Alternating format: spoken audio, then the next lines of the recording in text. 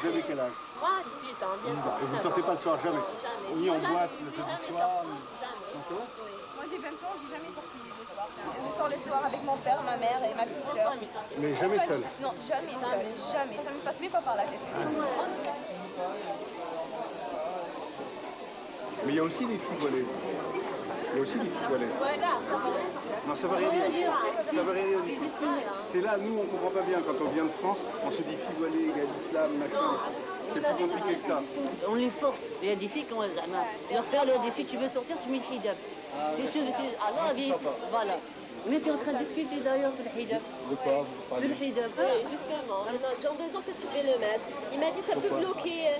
Ça a un peu bloqué. Parce que ça m'intéresse. Parce que je suis convaincue par ça. Par le voile. Vous êtes attiré par les problèmes religieux, par la religion, par la pratique? Exactement.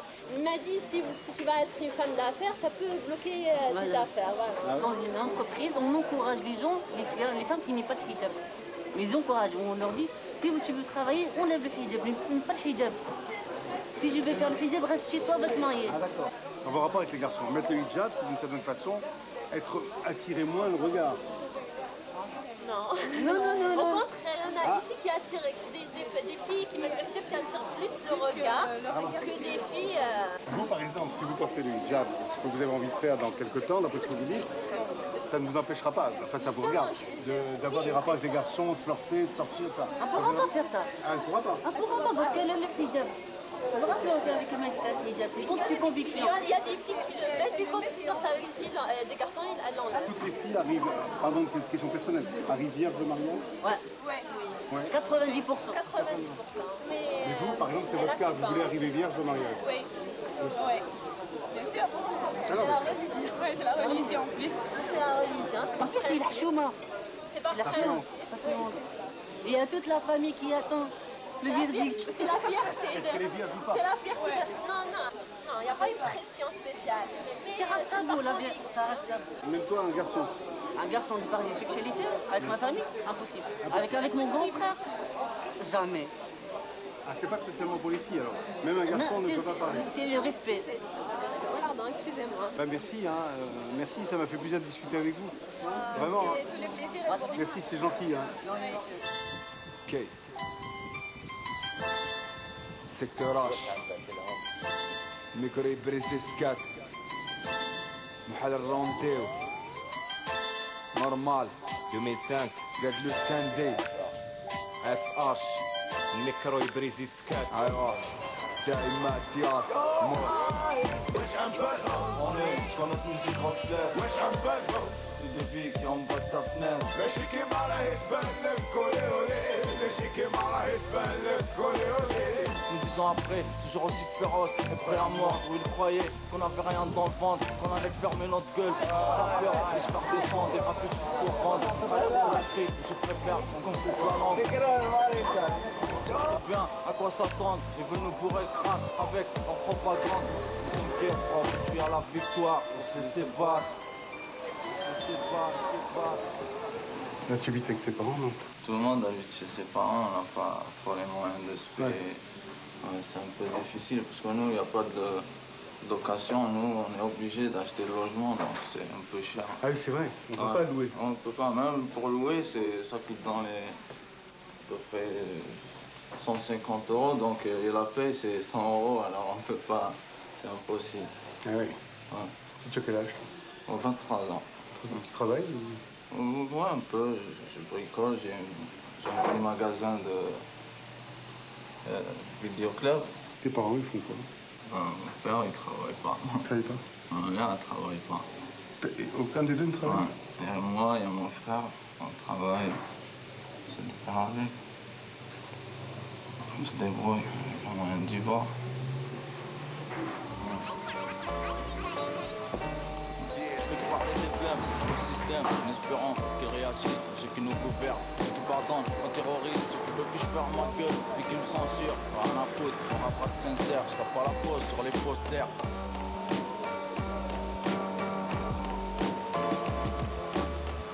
Représente les gens comme moi, enfin, ceux qui ont quitté l'école trop tôt, ceux qui n'ont pas de travail, ceux qui en ont marre, ceux qui ont vécu leur jeunesse dorée au couvre-feu, comme on dit.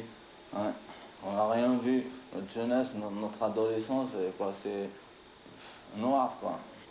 Quand tous ces événements ont commencé, moi j'avais 10 ans, alors que ça, jusqu'à l'âge de 20 ans, on a vécu dans la violence et tout.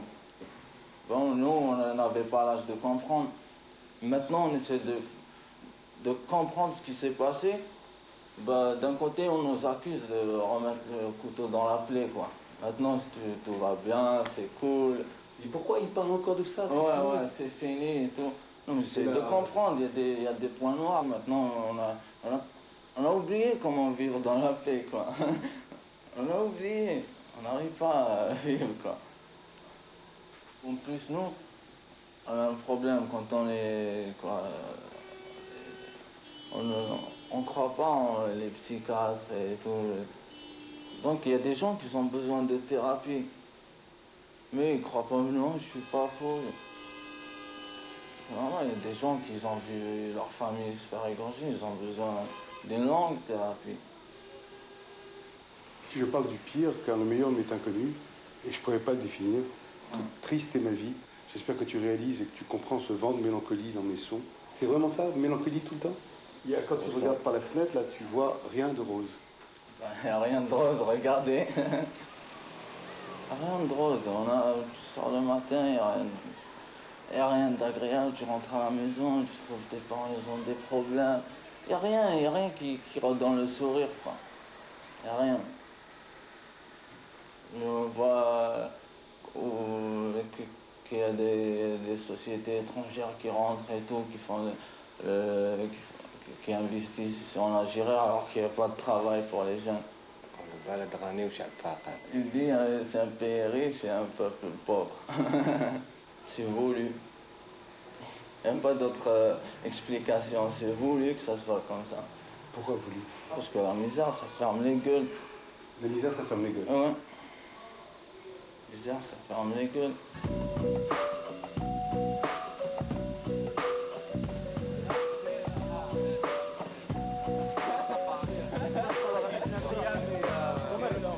Quand même, ça fait plaisir. La mer, les bateaux, hein, ouais.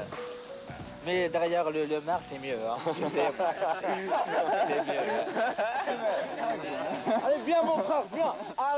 Allez. Il habite à Canada. Toujours, ouais.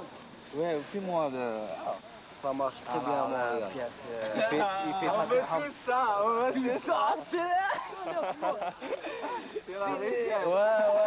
Ouais. Il est sauvé, mon pote. Diaz, tu voudrais partir vivre en France? Je suis déjà allé en France plusieurs fois. Je peux pas... Je sais pas que je peux pas vivre là-bas, c'est que c'est pas mon pays. Je suis bien ici. C'est mon pays, je veux vivre bien dans mon pays. Et tu veux transformer ton pays? Ouais. Je contribue pour qu'il change. J'espère qu'il va changer.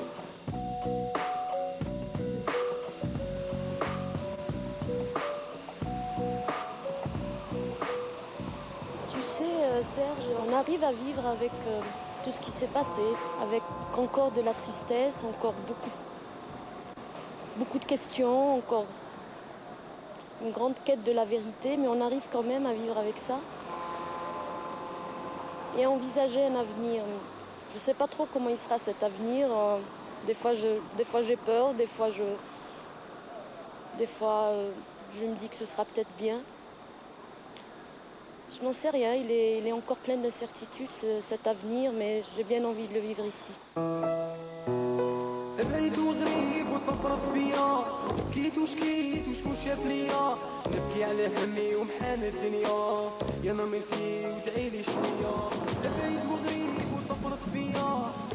Dernier orage sur la ville. Je vais quitter l'Algérie et pourtant je sais que j'y reviendrai. Ces femmes, ces hommes trop vite croisés me manquent déjà. Leur force, leur rire, leur courage, leur sens de la liberté ont forcé mon respect. Là-bas, j'ai pu filmer tout ce que je voulais. Espoir pour demain, Inch'Allah. Parce que dans cette Algérie, on peut être heureux aussi. Khadija, Sami, Biouna, Boualem, mes amis d'Algérie, la guerre, les deuils ont rythmé vos vies, mais du courage, vous en avez à revendre. Et le bonheur, vous allez à sa conquête. Viva, viva l'Algérie, vraiment.